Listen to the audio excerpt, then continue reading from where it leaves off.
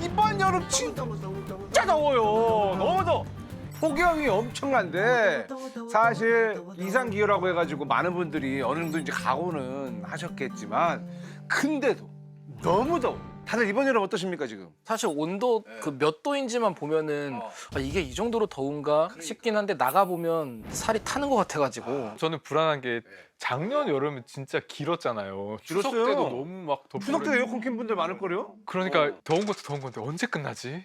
그래서 뜨거운 이 여름을 이겨낼 만한 시원한 주제를 가지고 왔습니다. 바로 빙하. 오, 빙하. 빙하. 얼음처럼 차가운 이야기를 좀 해서 시청자분들한테도 좀 이렇게 신선하고 차가움을 좀 선물해 드리고자 준비를 해서 시원하고 좋지 않습니까? 빙하. 또 이게 중요하면서도 약간 역설적인 느낌 있는 게 빙하, 이 시원한 빙하를 잘 연구하면 지금 우리가 왜 이렇게 더운 세상에 살게 되었는지를 이해하는데 큰 도움이 된다. 그래서 정말 어마어마한 분이 오신다는 얘기를 들었는데 네. 빙하 오늘 한다고 그래가지고 제가 빙하를 어떤 분이 연구를 하시나 좀 찾아봤는데 국내에 빙하만 연구하시는 분들이 몇 분 계시더라고요. 그분을 모셨습니다. 나오세요. Into the unknown. Into the unknown. Into the unknown.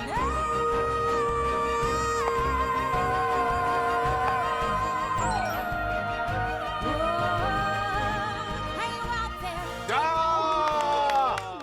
야, 빙하만을 위해서 한평생을 바치신 본인 소개 좀 부탁드리겠습니다. 네, 안녕하세요. 극지연구소에서 빙하를 연구하는 빙하학자 신진화입니다. 반갑습니다. 반갑습니다. 네.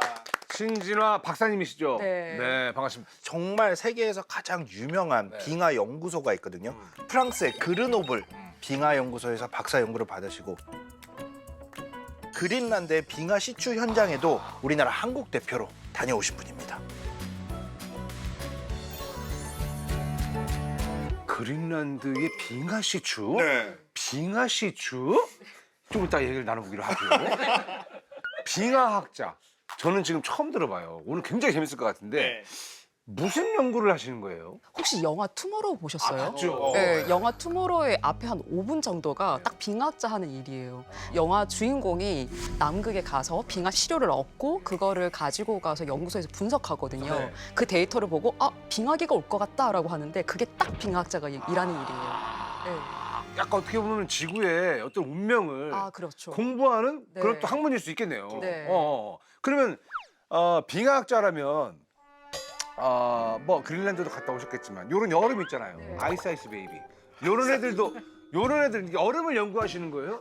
얼음이랑 완전 달라요. 얼음이랑 네. 빙하 다른 건가요? 얼음은 그냥 물이 온 거고요. 빙하는 일종의 지구의 모든 정보가 들어가 있는 타임캡슐과 같은 겁니다. 일종의 지구가 남겨놓은 일기장 같은 거랄까요? 야, 여러분 네. 보셨죠? 빙하라는 거는 지구의 일기장이다. 일기장을 파서 몰래 가져와서 연구를 하는 그렇죠. 이제 빙하가 많이 뭔가 적어놨어요. 그래서 저희가 읽고 저희가 지구에 도대체 어떤 일이 있었는지를 알아내는 직업이 저희 빙하학자의 일입니다. 다양한 과학자분들 정말 많이 만나지만 이 프로그램은 진짜 축복받은 프로예요. 그냥 화수분이야. 끝없이 나와, 끝없이. 예, 아니 박사님이 아직 몇 마디를 안 하셨는데도 불구하고 재미가 확 오는 것 같습니다. 그러니까요. 오늘 빙하에 대해서 아주 시원하고 재밌는 얘기 부탁드리도록 하겠습니다.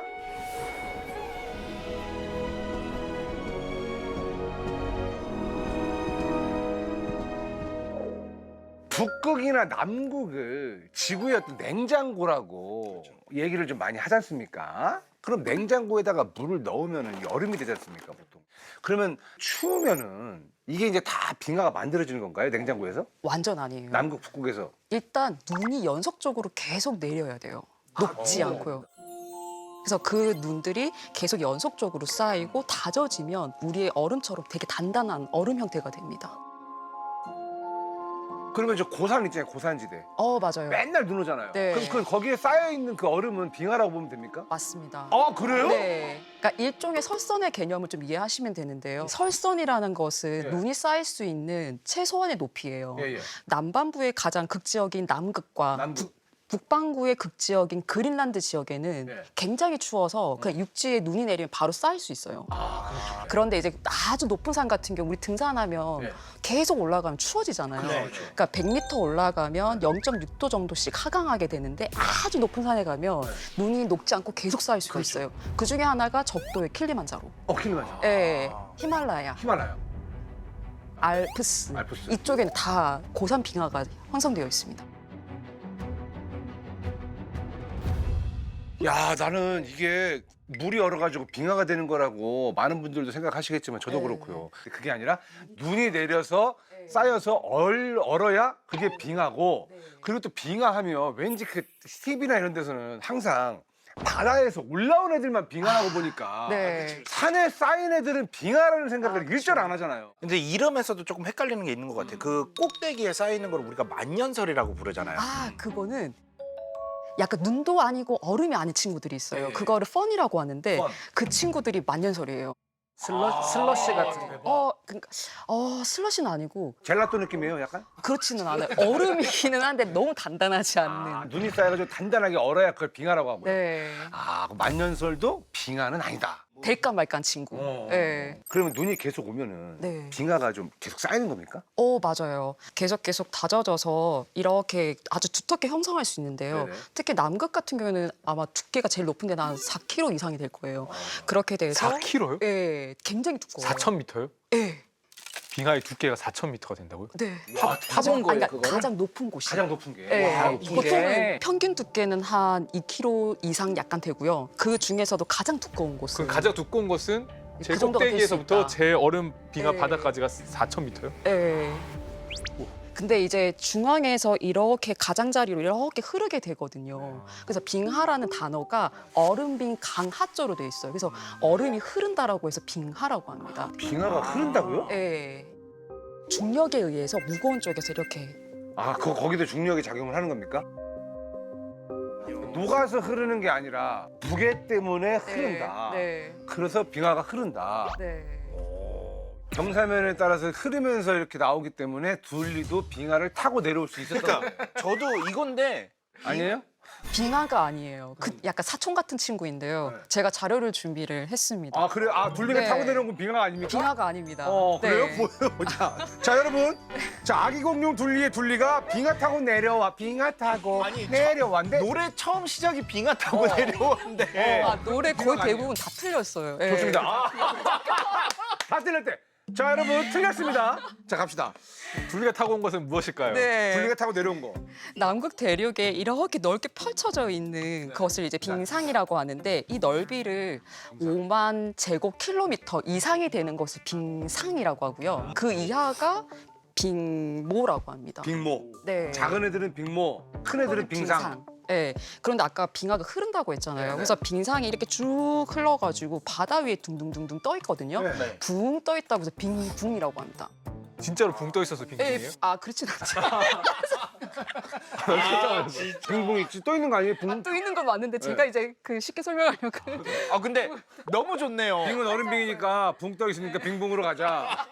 사진에서 네. 바다에 이제 보통 우리가 북 꾹꾹 올라가 있는 것처럼 보는 작은 얼음이 있고 네. 절벽 그림 있잖아요. 네. 여기서 빙붕이 절벽 덩어리예요? 아니면 바다에 떠 있는 조각들이에요? 왼쪽에 있는 그 두꺼운 덩어리가 빙붕이고요. 오른쪽은 이제 떨어져 나간 그거를 이제 빙산이라고 하는데요. 그러니까 빙붕이 쭉 흘러 있다가 이제 얘네들이 못 견디고 뚝 하고 끊어지는 거예요.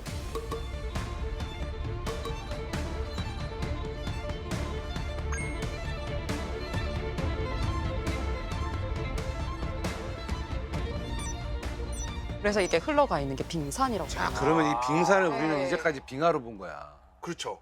그래서 둘리가 타고 온 건 빙산입니다. 빙산 타고 내려와. 근데 어감이 이상하네. 그래서 빙하로 간 거지. 김수정 선생님도 아마 이걸 보고 계실 텐데 그분도 빙산인 걸 알았을 거예요. 근데 어감 때문에 빙하 타고 빙산 타고 약간 이게 어감이 달라서. 하지만 정확한 건 여러분들 둘리는 빙산 타고 내려온 거였습니다. 네. 예. 그것도 사실 좀 틀린 말이긴 하지만. 그래요? 빙산 타고 어떻게 한국까지 와요? 다 녹아 뭐 없어져. 많으니까. 한국엔 또 빙산이 없는데. 그렇습니다. 빙하 타고 내려 빙하에 어떤 막 정보 같은 게 좀 막 많이 들어 있어요. 근데 그게 너무 궁금하네요. 지금까지 빙하 코어를 이용해서 80만 년 정도의 기후 변화를 연구할 수 있었는데요. 우리 한번 눈이 내릴 때라고 생각해 볼게요. 이렇게 눈이 이렇게 내릴 때, 땅이 떨어질 때 눈송이만 떨어지는 게 아닙니다. 먼지들도 이렇게 대기 중에 많이 떠돌잖아요. 그러니까 눈이 떨어질 때 먼지들도 같이 떨어지고요. 아, 데이터가. 네. 그때 당시의 네. 데이터가. 네. 그뿐만 아니라 우리 숨 쉬고 있는 대기들도 다 빙하 안으로 들어갈 수 있는데요. 공기요? 네, 우리 이 대기요. 아 진짜로? 눈송이송이가 너무 이제 헐거워서 이렇게 대류하다가 안쪽으로는 이제 확산의 원리로 이렇게 공기가 들어갈 수 있어요. 와. 그래서 모든 그때 당시의 기후와 환경 자료를 복원할 수 있습니다. 그 중에 하나가 그린란드의 납 농도 변화에 대해서 연구를 하기로 나비요? 예, 납? 납 오염에 대해서. 그러니까 예를 들면은 산업에서 이제 사용하는 그 납이 이렇게 이동해서 그린란드에 같이 이렇게 축적되어 있거든요. 나비 이동한다. 네, 그래서 2000년도 초반과 2010년대랑 비교를 해보니 납 농도가 반 이상 이렇게 감축된 걸 확인할 수 있었던 거예요. 그런데 동영서를 또 분석하게 되면 이 오염 물질이 어디서 왔는지도 알 수 있거든요. 추적해보니 중국의 저감 효과가 이렇게 드러난 것을 실제적으로 눈에 통해서 확인할 수 있었어요. 중국의 나비 이쪽에서 발견됐다. 네. 그때 갑자기 저감된 이 계기가 있었나요? 아, 베이징 올림픽. 아, 올림픽이요? 올림픽 때 이제 좀 다들 자중합시다 이러니까. 아, 그때 약간 좀 지구가 이렇게 썼네요. 아 베이징 올림픽 나비 확 줄었네. 올림픽 계속하자. 약간 이런. 원래 늘 나오던 남양인데 올림픽 때 남양이 확 줄었어요. 네. 아, 그렇구나. 재밌네. 아, 그다음에 또 빙하 속에서 또 뭐가 발견됐습니까? 핵실험의 결과들이 핵실험이요? 네, 예를 들면은 1945년도 트리니티 이벤트 이후로 500회 이상의 그 핵실험들이 일어났거든요.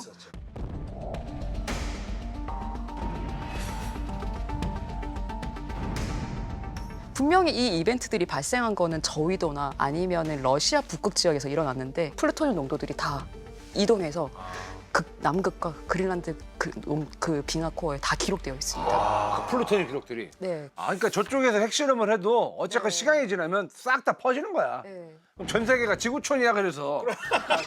지구촌이에요. 누가 하나 실수해가 전쟁을 해도 그게 다 떠내려오는 거야 우리한테. 그죠? 맞아요. 그런 거예요. 네. 네, 그런 걸 이제 알아낼 수 있는 거네. 이런 걸 보통 설명하는 게 그 그래스호퍼 이펙트라고 메뚜기 효과라는 게 있어요. 메뚜기 효과.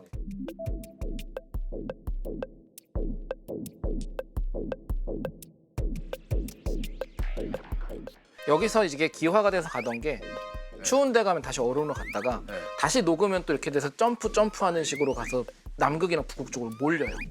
이쪽에 한 번 가면 여긴 너무 추워서 다시는 못 도망가니까 이곳에 갇혀버리는 거라서 굉장히 많은 물질의 정보를 극지방에서 얻을 수가 있어요.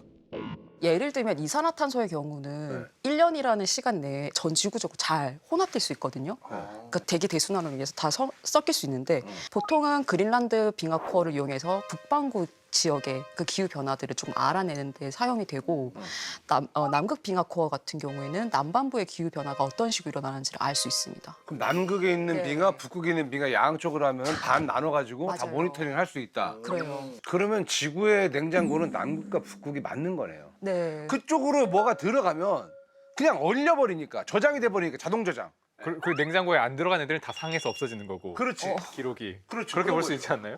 네. 방금 깨달으신 거죠? 이게 지금 방금 박사님 지금 방금 깨달으신 거죠? 그렇게까지 생각을 안 해봤네요. 봐봐요. 이거는 이대한과 대포콘의 콜라보예요. 이거죠. 지구의 냉장고가 맞는 말이고. 자, 그러면은 일단 빙하 안에는 여러 정보들이 있다라는 게 어느 정도 느껴지는데, 그럼 그 빙하 연구라는 거는 어떻게 하는 거예요? 그러니까 일단은 연구 목적에 따라서 시추 지역을 선정을 하게 됩니다. 시추? 시추? 네. 파네요? 일종의 그냥 그 뭐 석유 시추 같이 네, 네. 이렇게 파내는 건데 일단 시추 기기가 네. 원통형으로 이렇게 되어 있고 네. 그 상단에 칼날이 달려 있습니다. 칼날. 네, 그래서 빙상의 원통형으로 수식으로 얻어낸 얼음 형태의 시료를 빙하 코어라고 해요. 네. TV에서 본 적 있어요. 이렇게 네. 길게 뽑아내는 얼음, 얼음 덩어리. 네, 덩어리. 그럼 남극 네. 갔어요? 네. 그럼 그냥 아무데나 파면 될까요? 그러니까요.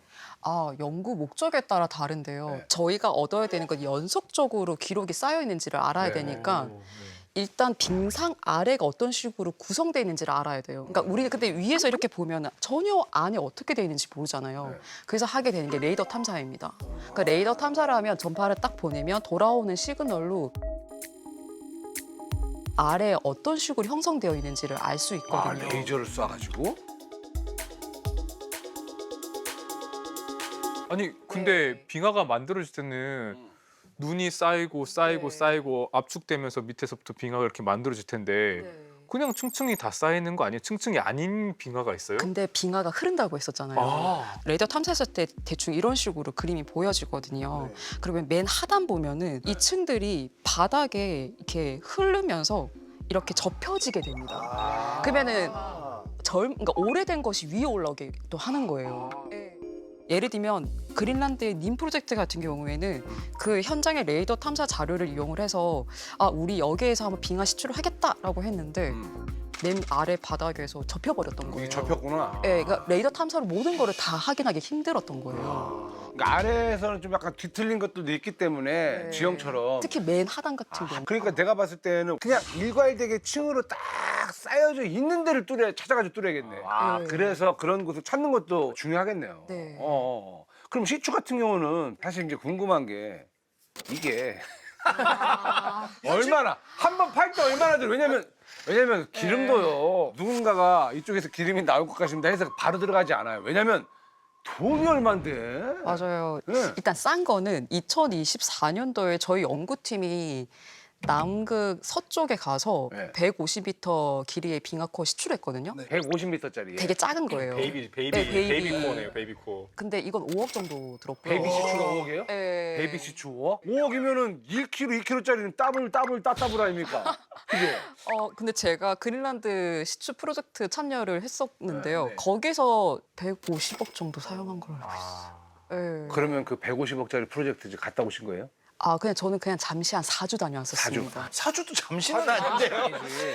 사주는 잠시는 아니죠. 아니 수천 미터짜리 그 빙하를 지상으로 꺼내는 그 작업을 어쨌거나 우리 박사님이 직접 다녀오신 거 아닙니까? 아, 네. 그때 그 현장 분위기 얘기 좀 해주세요. 너무 궁금해요. 왜냐면 내 주변에 빙하 시추하는 사람이 없죠. 없어요. 네. 이런 얘기는 너무 재밌지 않겠습니까? 얘기 좀 해주세요. 그때 네, 제가 다녀온 곳은 그린란드의 북동부 지역이고요. 네. 그린란드 가장자리와는 굉장히 멀어서 그 그린란드의 칸게르 루스악에서 미군 공군기를 타고 4시간 정도 비행을 해서 도착을 했고요. 아니 비행기를 타고 4시간을 가요? 들어가야 돼요. 왜냐면은 그 빙상이 거의 중앙이라고 보시면 되거든요. 네. 착륙은 그냥 그 얼음 위에다가. 얼음 위에서 합니다. 네. 대박이다. 영화 같다. 네. 엄청 춥지 않아요? 엄청 추워요. 여름에 갔음에도 불구하고 몇 도요? 한 영하 7도? 영하 따뜻한 시기였어요. 7도. 네. 근데 처음 갔을 때는 체감 온도 한 영하 17도까지 내려갔었어요. 다른 국제 연구팀하고 같이 가신 거예요? 네, 이 프로젝트는 12개국이 협력해가지고 진행하는 빙하 시추 프로젝트이고요. 이 지역이 빙하가 빠르게 흐르는 지역으로 유명해요. 그래서 거기서 한번 빙하가 어떻게 흘러가는지를 알기 위해서 시추를 목표지적으로 했고요. 네. 시추 시작한 거는 2016년 7월에 먼저 시작이 됐고요. 끝난 거는 2023년도 여름에 오래 끝났습니다. 걸렸구나.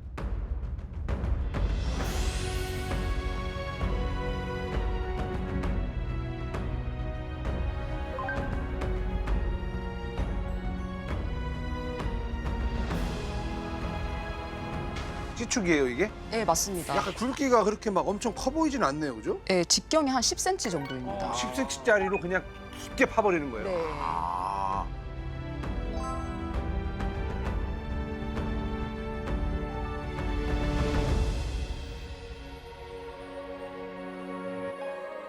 그래서 초기 목표는 2,550m를 시추하겠다라는 것이었고요. 2kg, 2.5kg를 네. 파버리자. 근데 최종적으로 저희가 얻었던 거는 한 2,670m. 더 얻었네. 예, 더 팠었고요. 기간은 한 12만 년 정도로 생각하고 있어요. 12만 년? 네, 잠깐만, 2점 몇 킬로잖아요, 이게. 네. 그럼 얘네들을 2점 몇 킬로짜리를 만들진 않았을 거 아니에요? 네. 이어서 붙일 거 아니에요? 네. 몇 미터씩 이어서 붙여요? 길이가 너무 긴데 한 번 쭉 해서 뿍 하고 뽑아낼 수 없잖아요. 그렇죠. 그래서 한 번 뽑을 때 한 1m에서 3m씩 이런 식으로 하는 거예요. 그러면은 이렇게 파다 보면 그 시추기를 아래까지 한 1000번 이상 오르락 내리락 거려야 돼요. 근데 그래서 궁금한 게 아까 되게 빠르게 흐르는 곳을 네. 연구하셨다는데 그러니까 간단히 생각하면 이렇게 돌려가지고 뭐 찰흙이나 이런 거 파서 쑥 빼내가고 빼내는 거잖아요. 그럼 그 기간 동안 팠을 때 빙하가 흐를 텐데 맞아요. 이게 반드시 팠다라고 보장이 있나요? 그래서 시추공이 이렇게 휘어집니다. 네. 처음에는 이렇게 갔다가 어느 순간 이렇게 휘어져요. 휘어지는 거는 그것도 약간 흐르기 때문인가? 네, 흘러서. 와 진짜로? 네. 여기 빨간 옷 입은 한국 분은 누구세요? 접니다. 예? 아문제는 아니에요? 지금 뭐 하시는 거예요? 시추하시는 거예요? 네, 최상단 한 10m 같은 경우에는 오른쪽에 간단한 기기를 이용해서 시추를 할 수 있는데 이거는 핸드 오거라는 기기인데요. 핸드 오거. 얼음 낚시할 때 쓰는 거죠 이거. 그래요? 이거 구멍 뚫을 때 맞아요. 똑같은 원리인 것 같아요. 아, 네. 그럼 이게 박사님 맞죠? 네, 맞아요. 남극입니까? 화천입니까? 그린란드입니다. 예, 예, 예. 북극입니까? 그린란드입니까? 네. 예, 이렇게 해서 이제 시추를 한다. 네. 10m 정도는. 10m 정도는 그렇게 하고요. 근데 여기는 지금 최상단 눈까지 포함하는 거죠 지금. 네. 그러면 한 10m 정도면 어느 정도 시기예요? 이거가 지역마다 다르긴 한데 아마 그린란드 경우는 해봤자 한 20년 뭐 이렇게 될 것 같아요. 2, 30년 이렇게 될 것 같아요. 그럼 이렇게 팠으면은 네. 시추까지 성공했다. 그럼 분석 샘플을 얻었는데 솔직히 그린란드 그 한가운데 연구 장비는 없으니까 가지고 와야 되잖아요. 네. 근데 그린란드라는 나라의 얼음을 자기 나라로 가져가도 문제가 없어요. 이거 물어보고 싶었어요. 덴마크령이잖아요. 덴마크령이었고 이 프로젝트를 주관하는 팀이 덴마크 팀이었었어요. 저희가 참여국으로 들어간 거라서 캠프 리더에게 이런 프로젝트 해보고 싶어요. 그래서 거기서 승인하면 오케이 하고 샘플을 가져갈 수 그러면 있어요. 그 샘플도 네. 예를 들어서 뭐 그런 거 있잖아요. 제일 처음에 몇 미터에서 몇 미터까지 우리가 가져갈게. 네. 몇 미터에서 몇 미터까지는 뭐 우리가 가져갈게. 약간 뭐 제비뽑기라든가 이런 게 있는 건지. 왜냐면 이게 팔 때마다 연도가 다르잖아요. 제일 아래에 있는 애들이 이제 제일 오래된 애들인데 그런 애들은 이제 모든 나라들이 탐낼 거 아니에요. 조선 왕조실록에서 세종편. 그렇지. 그러니까 그런 거 있잖아요. 이게 시대가 다르니까. 네. 그럴 경우에는 나 이런 연구하고 싶은데 이런 샘플 줄 수 있어라고 해서 제안을 하고 그쪽에서 오케이 하면 받을 수 있어요. 미리 제안을 해서 네. 그 중간에도 좋은 아이디어가 있으면 좋은 아이디어에 대해서는 샘플을 잘 줍니다. 궁금한 게 있는데 우리 소행성 샘플 같은 거 가지고 오면은 진공 같은 데 딱 해가지고 절대 오염되지 않게 맞아. 나도 그게 궁금해. 해놓거든요. 그런 거에 대한 처리는 따로 하지 않나요? 그래서 저희가 청정실에서 작업을 하고요. 일단은 그냥 샘플을 가져올 때는 이제 그 샘플 백에다가 담겨서 오지만 그 말 그대로 샘플의 겉면은 오염될 수 있는 거잖아요. 그래서 저희가 칼을 이용을 해서 깎습니다. 일일이 레이어를. 수동으로요? 네. 두세 번씩 깎아서 오염을 다 제거합니다. 흙 당근 우리 껍질 이렇게 제거하는 것처럼. 쉬울 것 같긴 한데. 어디 흙당근에 비교를 해요 지금? 근데 저도 비슷한 게 네. 그린란드에 추우니까 괜찮지만 한국으로 가져오려면 그러니까요. 온도 같은 그렇죠. 것도 보관을 잘해야지. 잘해야 될 텐데 어떻게 가져와요? 그거 크잖아요. 네, 남극 같은 경우에는 그 아라온에 있는 냉동고 이용해가지고 들어오고요. 그린란드 같은 경우에는 냉통팩과 그 드라이 아이스 넣어가지고 항공편으로 이렇게 오기도 합니다. 네. 박사님. 네. 박사님 이제 빙하를 캤어요. 네. 자기들끼리 이제 배분을 해가는 거죠. 네. 그럼 박사님은 여기서 뭐 가져가요? 빙하 코어를 하나 딱 이렇게 시추하면 동그란 모양으로 이렇게 되어 있잖아요. 네. 이거를 그냥 저희가 다 쓰는 거 아니고 이거를 나누어 버립니다.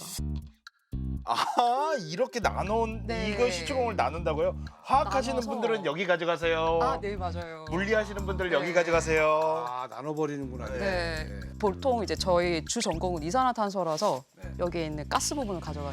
가스. 네. 박사님은 근데 왜 CO2 선택하셨어요? 그 빙하 연구 중에 많은 것 중에? 네, 기후 변화 이슈 때문에 가장 중요한 연구 중 하나가 과거 이산화탄소 연구입니다. 나의 빙하학이 최고다. CO2 자부심이 연구가 최고다. 네, 자부심이 있죠. 예, 자부심을 좀 더 느낀다라는 그런 얘기죠. 예. 네. 근데 그 이산화탄소 농도를 분석하는 방법이 다양한 방법이 있을 것 같은데 빙하를 통해서 연구하는 게 뭐 어떤 장점이 있을까요? 빙하를 이용해서 과거 이산화탄소 농도를 직접적으로 측정할 수 있거든요. 예를 들면 식물화성 같은 경우에는 뭐 나뭇잎 화석의 기공의 개수를 통해서 이산화탄소 농도를 추정하는 거거든요. 그런데 빙하에는 과거 대기가 그대로 있으니까 이거를 이용해서 과거 이산화탄소 농도를 그대로 복원할 수 있습니다. 그 직접적으로 복원할 수 있는 거예요. 아니 근데 빙하 안에 공기가 그렇게 많이 들어 있습니까? 아, 네, 빙하의 한 10%가 공기로 되어 있고요. 10%나 돼요? 10%나 돼요? 그래서 빙하 안에? 직접 보여드리려고 가져왔습니다. 네, 진짜로? 지금요? 네, 아 이거예요? 녹았는데? 빙하를 우리 박사님이 가져오셨다는데요? 네. 이거 어디 그린란드 빙하예요? 그린란드 아, 이거는 24년도에 서남극에서 얻은 더 좋아. 빙하를 보내. 이거 진짜 빙하. 진짜 빙하 남길 거예요? 네. 근데 이거는 좀 어린 200년 된 빙하예요. 200년 된. 200년 된, 와 네. 200년 된 빙하.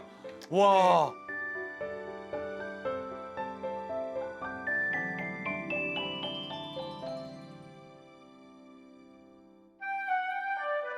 와 근데 되게 질감이 독특하네요. 일반 얼음하고 다른데요? 네, 표면에 공기방울이 이렇게 진짜 보입니다. 공기방울이 엄청 보여요.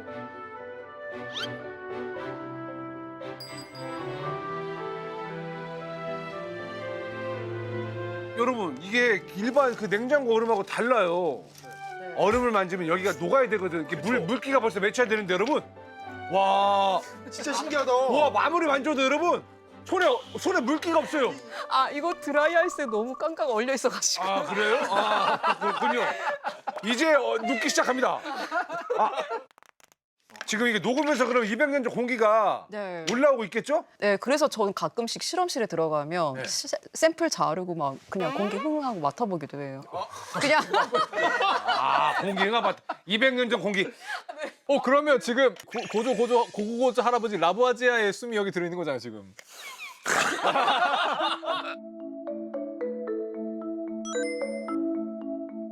보면 공기방울이 터져나오기 시작합니다. 오. 그걸 직접 눈으로 관찰할 수 있어요. 오 진짜 나도 빨리 나도 볼래. 아 지금 올라오면 탄산이 올라와. 탄산같이 올라와요 공기가. 아시겠지만 이 음료수는 탄산이 없어요. 진짜로 이렇게 네. 공기가 퉁퉁 터져. 원래 탄산이 없는 건데. 그러니까 이것만 봐도 이 안에 공기가 엄청 많았다는 거지. 우리가 냉장고에서 먹는 그 얼음은 이런 공기가 나오잖아요. 탄산도 많이 근데 돼서. 얼음 구조 자체가 완전히 달라. 이거 봐요. 완전히 뭐 조그만 분자 구조식 같은 것들이 보이는 것 같은 느낌이에요. 얼음이 너무 이뻐요. 아 오늘 우리 초등학생 시청자들 그냥 너무 신나겠다. 와 근데 이걸 보니까 이해가 가네. 그러네요. 고대 공기가 그대로 어마어마하게 많은 양이 들어있네. 감사합니다. 취미는 과학하니 빙하에이드도 마셔보고. 맛 어때요? 맛은 똑같은데 계속 보다 보니까 뭔가 알 수 없는 건더기들도 좀씩 생겨. 그래서 제가 좀 못 먹겠어요. 아니 우리가 지금 뭐 봐서 너무 신기한데 그러니까요. 빙하 안에 이산화탄소랑 이것저것 있다는 사실을 언제 처음에 알게 된 거예요? 온더락을 통해서 알게 됐는데요. 이거요? 네.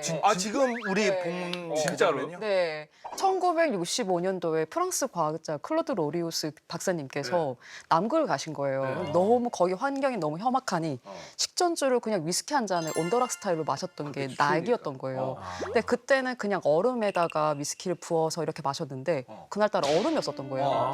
그 얼음 없는데 어떡하지? 그래서 그 옆에 있는 빙하 조각을 그냥 우연히 집어넣었는데 이것처럼 이렇게 공기방울이 수르륵 나오는 걸 보고 이거 얼음이랑 다르구나. 그때서야 아신 거예요. 아 네. 그러면서 나왔구나. 진짜로 온도락에서 네. 빙하를 통한 고기의 연구가. 그 전에 몰랐어요. 진짜요? 네, 술 마시다가 알게 된 거예요. 얼음이 떨어져가지고 빙하를 넣었다가 아 빙하에 공기방울이. 공기방울이 네. 이러면서 알게 됐구나. 그분이 그때 얼음이 안 떨어졌으면은 네. 공기방울이 있는지도 몰랐던 거 아니에요? 네, 한참 뒤에 알거나 그랬겠죠. 세계 네. 최초인가요? 아 그때가 이제 그 아이디어를 얻고 실험실에 돌아가서 분석하는 방법을 개발하기 시작합니다. 아 네. 여기에 뭐가 있다. 그러면 이렇게 빙하 코어 안에 공기를 보고 어떻게 과거의 대기 조성을 다시 재현해낼 수 있는 거예요? 빙하에 포집되어 있는 기체를 다 뽑아내서 그거를 분석 기기에 넣으면 되는데요. 네. 빼낼 때 일정의 그 폐쇄된 용기에 빙하 샘플을 넣은 다음에 이거를 진공을 해서 안에 있는 모든 공기들이 다 빼냅니다. 진공에서 빼내는.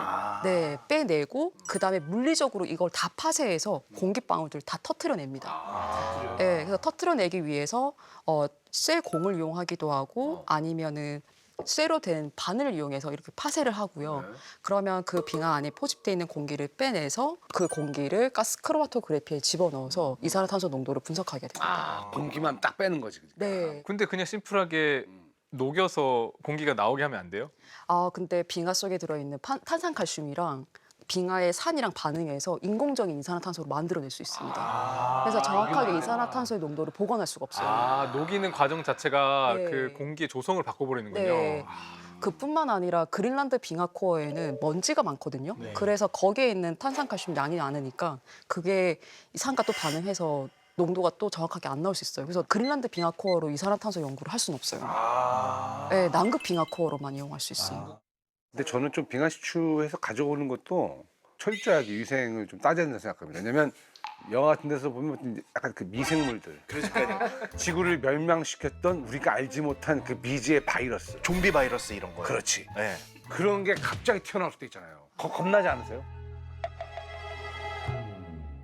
그렇긴 하죠. 예를 들면 몇십만 년 전, 뭐 그렇잖아요. 아주 오래전 건데 지구를 힘들게 했던 공포의 바이러스가 떠돌다가 여기에 묻혀 있을 수도 있잖아요. 아니 보통 그런 영화 보면은 시작 장면이 이런 시추예요. 막 박사님이 딱 시출했는데 알고 보니까 이게 아이고야 크립토나이트였어. 막 그러면 어떡해. 슈퍼맨 되고 슈퍼맨 막. 되고 막. 예. 아 근데 우리가 보통 시추하면 석유 시추가 제일 먼저 떠오르거든요. 그렇죠. 그리고 석유 시추는 또 그런 석유가 나올 만한 데를 두고 그렇지. 막 경쟁도 하고 하잖아요. 희한하죠. 네, 그 빙하도 되게 이렇게 뭔가 핫스팟 시추를 하면 좋을 만한 지역들이 정해져 있을 것 같고 막 경쟁도 있고 그럴 수도 있을 것 같은데 어떤가요 실제로? 경쟁 엄청 치열해요. 엄청 치열해요? 특히 이제 명예 싸움이잖아요. 우리 이만큼 할 수 있어라는 하는 명예 싸움이 있는데 그중 하나가 남극에서 오래된 빙하를 찾는 보물찾기 게임을 하고 있습니다. 보물찾기. 네.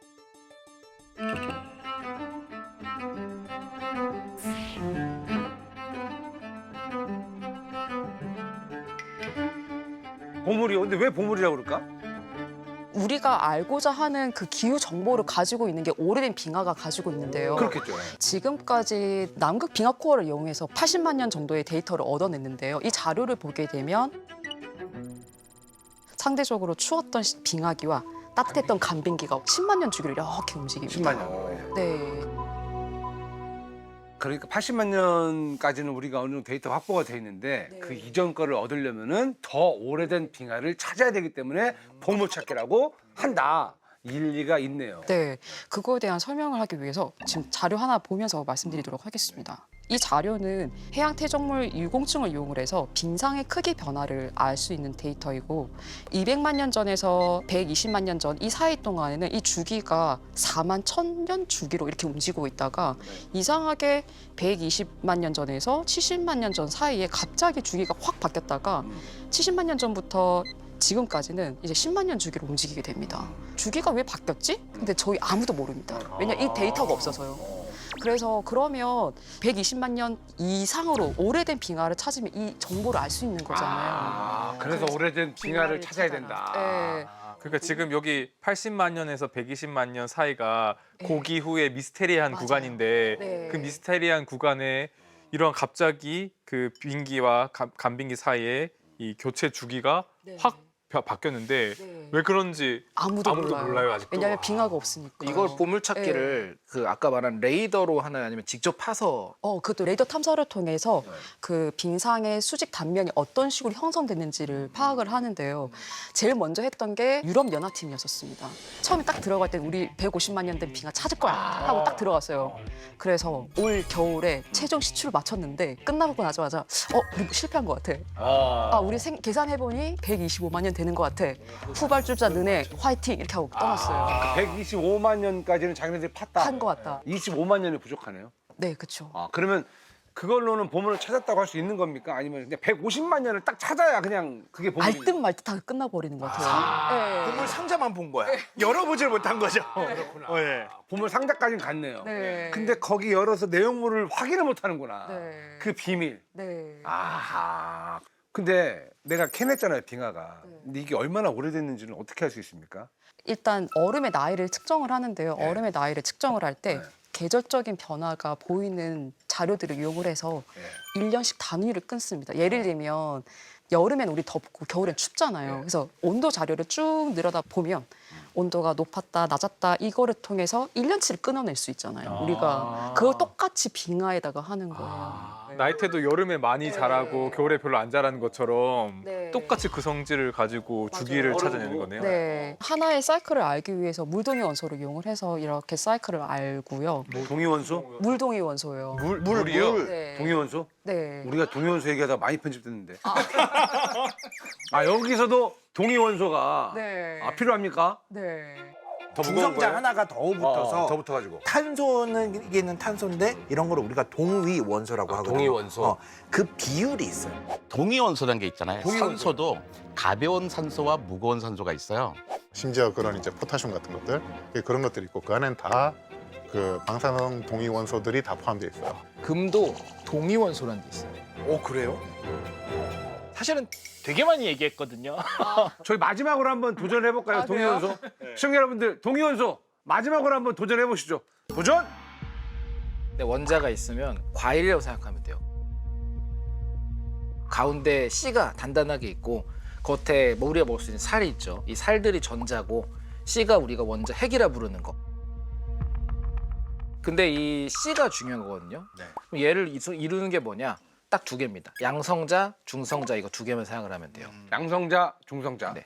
양성자는 이게 어떤 원소인지를 결정하는 지문 같은 거, 이름표 같은 거. 중성자는 그냥 지 맘대로 있을 수 있어요.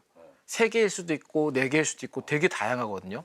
동위원소는 결국에 중성자 개수가 다른 것들을 동위원소라고 불러요.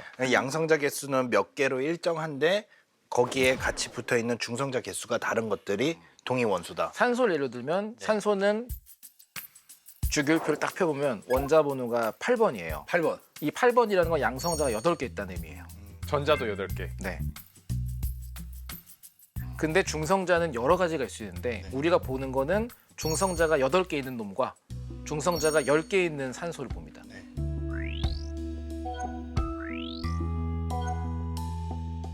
왜냐? 그 외에 다른 중성자를 갖는 산소들은 다 좀 지나면 부서져서 없어져 버려요. 일반적인 산소는 8개. 네, 우리가 보통 호흡하는 거 8개고 양성자 네, 8개. 약간이 10개 있는 녀석이 있고 간단히 봐도 8개 있는 것과 10개 있는 것 중 뭐가 더 무거울까요? 10개. 10개. 10개가 무겁겠죠. 그러니까 물도 어떤 산소가 있냐에 따라서 무거운 물이랑 가벼운 물이 돼버려요. 자, 중성자가 많으면 무겁다, 여러분. 양성자는 그냥 네임택 같은 거예요. 그렇죠. 네임택. 그냥 얘 네임택. 예, 중성자. 근데 이렇게 돼서 가벼운 물, 무거운 물이 나오면 사실 우리가 이야기하려는 준비는 다 끝나거든요. 자, 끝났다? 자, 그럼 이제 그쪽으로 다시 마이크 갑니다. 네, 그래서 산소를 예를 들면 가벼운 산소가 있고 무거운 산소가 있는데요. 그렇죠. 이 산소들이 물 순환에 의해서 막 이렇게 움직이기 시작하는데요. 일단 간단히 생각하면 네. 적도 지역은 따뜻한 증발이 일어나잖아요.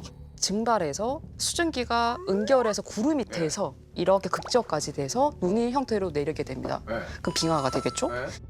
근데 이렇게 그냥 바로 오는 게 아니라 오는 과정 중에 비가 내리기도 하고 눈이 내리면서 이렇게 오게 됩니다. 근데 이때 내려올 때 추운 시기에는 무거운 산소가 이제 너무 힘들잖아요. 무거우니까. 그러니까 비로 빨리 잘 내려오는 거예요. 무거우니까. 네. 약간 내려가려서 비로 네. 내려간다. 그래서 극적에 도달하는 그 무거운 친구가 적은 거예요. 근데 이제 따뜻하면 이 무거운 친구들도 극적까지 좀 잘 오는 거예요. 그래서 동위원소를 구할 때 양이 많은 가벼운 산소와 무거운 산소의 비율을 나타내서 동위원소 비를 내거든요. 그래서 동위원소 비가 아주 낮으면 추웠던 시기, 높았던 시기는 따뜻했던 시기.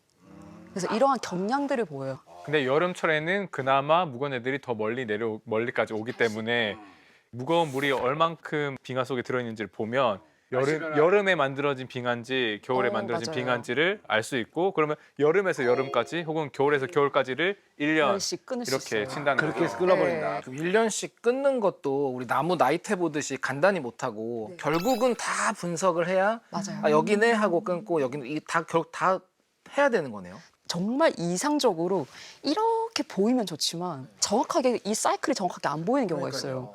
그래서 우리가 만약에 5명이서 하면 다 다른 값이 나올 수 있어요. 그럴 때 정확하게 찝어주는 연령들이 필요하거든요. AI. 예를 들면 AI. 아 그러니까요. 나올 때가 예를 됐어. 들면 대형 화산이 일어나는 시기들을 알잖아요. 그러면은 그 화산 이벤트를 기준으로 이때 시기는 언제일 거야. 딱딱 찍기도 하고요. 아래로 갈수록은 그냥 압축률과 어떻게 흘러가는지에 대한 유동 모델을 이용해서 그냥 계산해 버립니다. 예, 아래는 어쩔 수 없어요. 그래서 이 계산식을 계속 개발하면서 연령들을 계속 수정해 나갑니다. 자, 여러분들 동위원소 양성자가 네임택이고 중성자 개수가 많다, 적다에 따라서 달라진다라는 것만 알면 될 것 같습니다. 이번 거는 왠지 방송에 나갈 것 같습니다. 나갈 것 같습니다. 기뻐하십시오, 여러분들. 예, 좋습니다. 아니 근데 이 빙하를 찾으면 앞으로 그 지구를 좀 예측하는 것도 도움이 좀 될까요? 150만 년 전 걸 찾으면. 예. 일단 저희가 쓰고 있는 모든 자료가 사실 현재 지구 상태와 미래 지구 상태를 이해하기 위해서입니다. 예를 들면 제가 이제 CO2 전공이니까 이산화탄소를 예를 들어서 설명을 드리자면요. 지금 현재 우리 막 언론에서 이산화탄소의 농도가 높아지고 있다고 하잖아요. 예. 그런데 이때 실측한 자료가 실제로 길이가 한 70년밖에 되지 않습니다.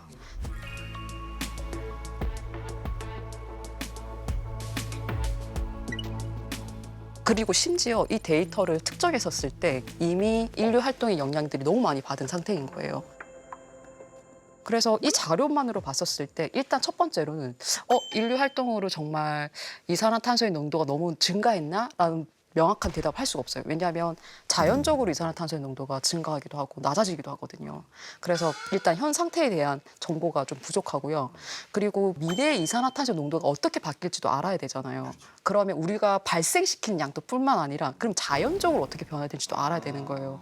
근데 이렇게 자연적으로 어떻게 움직이는지를 알기 위해서는 좀 과거 데이터가 필요합니다. 그러니까 이게 지금 이산화탄소가 혼자서 늘었다, 줄었다 하는 거죠? 네, 자연적으로도 자연적으로. 되고 그게 사실 밀란코비치 네. 사이클의 영향입니다. 밀란코비치 사이클이라고 그래가지고 일정한 단위마다 뭐 지구의 세차 운동이라든지 아니면은 타원 운동이라든지 이런 것들의 영향으로 인해서 빙하기가 생기고 또 간빙기가 생기고 그래서 이산화탄소의 양이 늘어났다가 줄어들었다 하지만 그 양은 어느 정도 자연적으로 존재를 했던 양이니까 그 범위 내에서 이제 바뀌는데 확 늘어나게 되는 거예요. 확 늘어났다. 남극 빙하 코어를 보게 되면 80만 년 동안에 이산화탄소의 농도가 일정한 바운더리를 가지면서 왔다 갔다 거리거든요. 왔다 갔다. 빙하기 때 차가웠던 시기 보면 이산화탄소의 농도가 낮고 네. 간빙기 기간 동안에 이산화탄소 농도가 높았는데 이때 이산화탄소 농도가 180 ppm에서 280 ppm을 왔다 갔다 거려요. 왔다 갔다. 네. 오늘날 이산화탄소의 농도가 얼마 정도 아세요? 오늘날이요? 네. 400 ppm 넘는다고 맞아요. 들었어요. 그래서 과거랑 높은 거 비교하면 인류 활동에 의해서 50% 이상 이산화탄소 농도가 증가한 걸 알 수 있어요.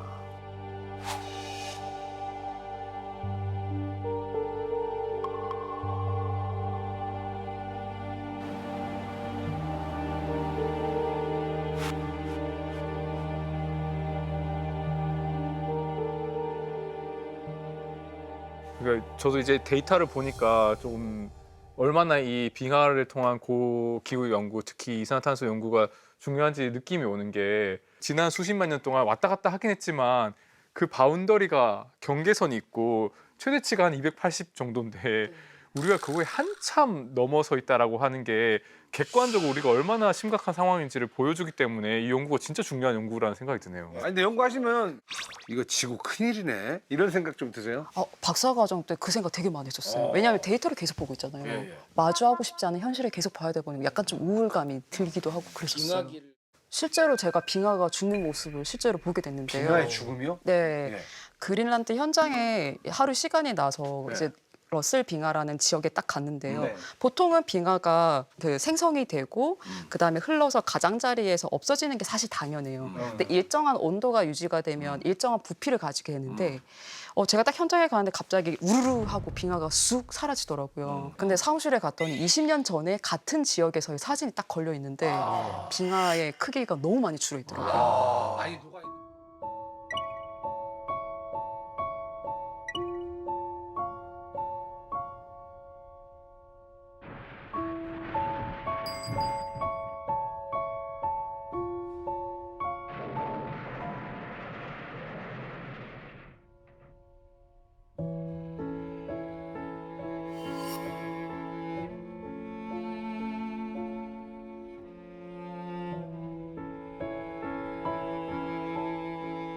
지금 빙하가 네. 어느 정도로 좀 위험해요 지금? 최근 연구에 따르면 평균적으로 1년에 2,700억 톤이 사라지고 있다고 하더라고요. 2,700억 톤이요? 네. 근데 예를 들면 그린란드 빙하가 모두 다 녹는다 하면 해수면이 한 7m 정도 상승할 수 7m 있고 뭐다 죽는 건데? 남극이 다 녹으면 한 58m 정도. 58m요? 그건 좀 많이 높은데? 네.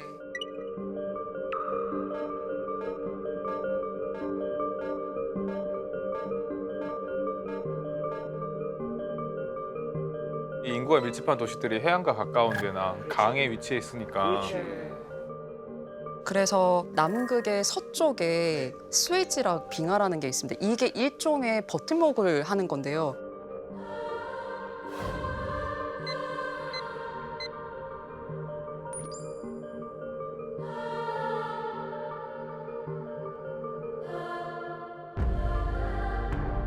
우리가 와인병을 뒤집어서 두게 되면 코르크 마개가 있으니까 와인이 안 쏟아지잖아요. 근데 코르크 마개를 뚝 하면 무두룩 다 쏟아지잖아요. 스위치 빙하가 일종의 코르크 마개인 거예요. 그래서 이 스위치 빙하가 없어지게 되면 서남극 빙하가 우르르 하고 다. 그래서 운명의 날 빙하라고 합니다. 아 운명의 날 빙하. 네, 그래서 만약에 이게 후욱해서 서남극 빙하가 다 녹게 되면 해수면이 한 3.5에서 5m 정도 상승할 수 있다고 합니다. 그 한 방에 그게 예, 가속도가 붙는 거죠. 근데 네. 이 빙하도 지금 그 운명의 날 빙하도 영향을 받고 있는 거죠? 네, 급속도로 지금 없어지고 있습니다.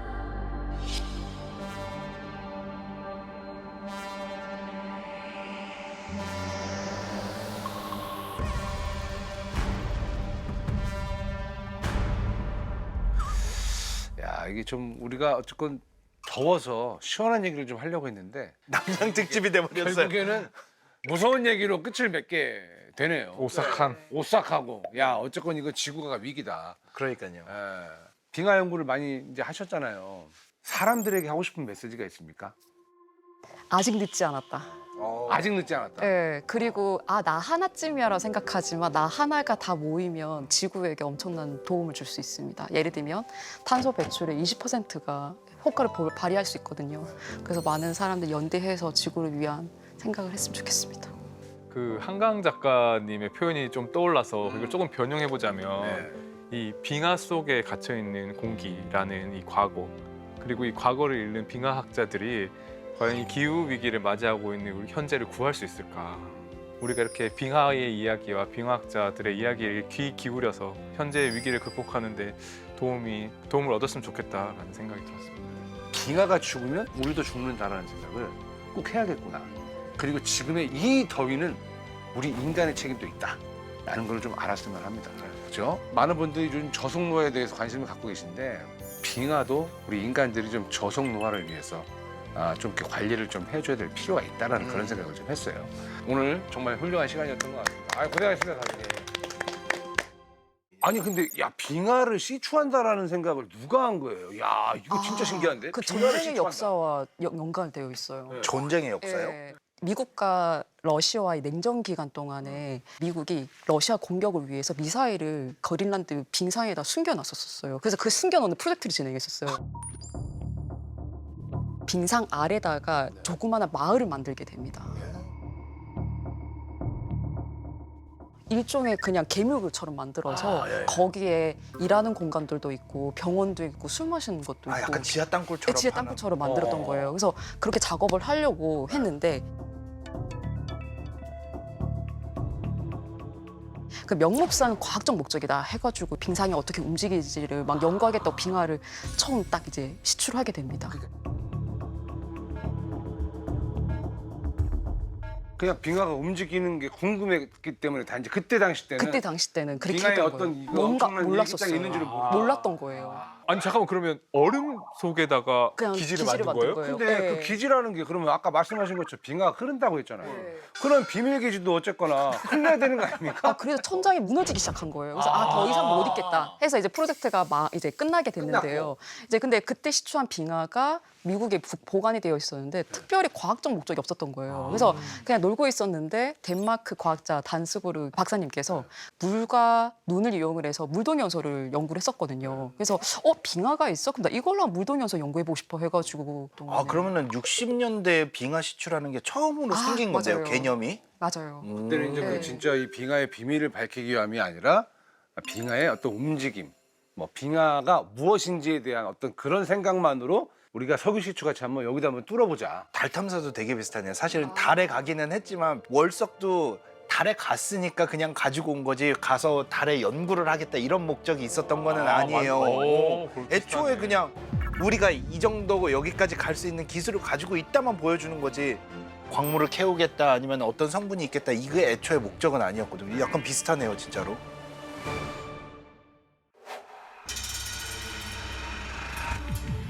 그럼 우리나라도 대지진이 날 확률이 어느 정도 있다고 보세요? 지진은 언젠가는 나기 때문에요. 여기 난다고 그러면 언젠가는 납니다. 규모 7.0의 지진도 발생할 확률은 80%라고 얘기를 해요. 이건 반드시 나는 확률이나 마찬가지 확률이거든요. 우리나라가 옛날에는 뭐 지진 안전 국가 이렇게 불행히도 그런 곳은 없습니다. 없어요? 동일본 대지진 후에 지진 발생 빈도가 2배 이상 증가하게 되고요. 그 후에 경주 지진, 포항 지진 규모 5.0 이상의 지진도 연속적으로 발생하게 돼요. 그러니까 우리도 이제 안심할 때가 아닌 거죠. 지진을 막을 수 있는 방법 같은 게 혹시 있을까요? 인간의 힘으로는 대항할 수 없는 것 같아서 인간이라고 하는 존재가 얼마나 미약한 존재인지 이렇게 저기 허망하게 끝내면 안 되고 믿을 수 있는 건 역시나 우리 홍 교수님밖에 없습니다. 대지진 앞에서 이렇게 불안에 떨고 있는 전 세계인들을 위해서 한 말씀 해주세요. 사실 인간이 할 수 있는 거는 그래 내일에 대한 희망이 있어요. 오늘은 열심히 하시자.